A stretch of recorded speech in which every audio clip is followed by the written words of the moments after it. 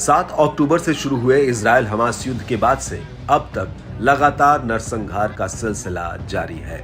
Israel ने Hamas को मिटाने की कसम खा रखी है और इसी के बरक्स गाजा पट्टी पर लगातार हमले किए जा रहे हैं।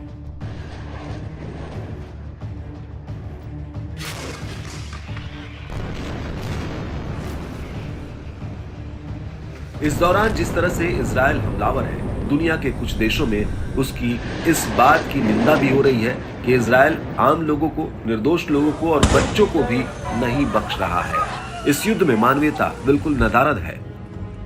अमेरिका के विदेश मंत्री एंटनी ब्लिंकन ने क्षेत्र के अपने हालिया यात्रा के दौरान मानवीय मदद पहुंचाने के लिए कुछ देर हमले रोकने का प्रस्ताव भी रखा था, जिसे इजराइल ने अस्वीकार कर दिया था।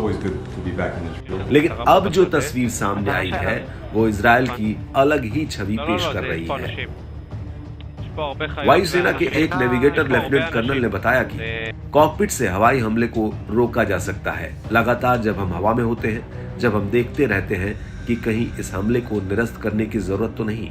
अगर कोई कुछ देखता है तो वो तुरंत कॉम पर कॉल करता है, बताता है कि निरस्त करें, इसे रोको, और फिर हम इसे रोक देते हैं।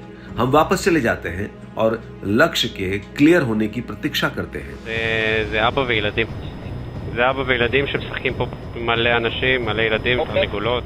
अब जैसा लेफ्टिनेंट ने बताया उसी को साबित करता हुआ ये वीडियो है जो एयर स्ट्राइक से पहले का है। खुफिया जानकारी के मुताबिक एक टारगेट पर आईडीएफ का ये हवाई हमला आम लोगों और बच्चों की मौजूदगी के कारण रद्द कर दिया गया था। इस जगह पर हमारा निशाना है। तुम हमले के लिए तैयार हो? तैयार हो?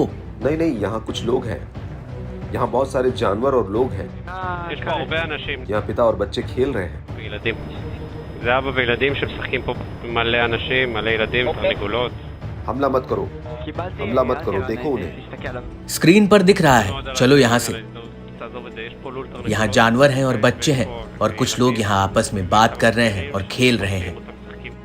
अब जहां फिलिस्तीनी स्वास्थ्य मंत्रालय के अनुसार इजराइल के हवाई हमलों में अब तक करीब 4100 बच्चों की मौत और 8000 से ज्यादा के घायल होने का दावा किया जाता है, ऐसे में ये तस्वीर कहीं ना कहीं इजराइल के उन आलोचकों को फिर से सोचने पर मजबूर करेगी।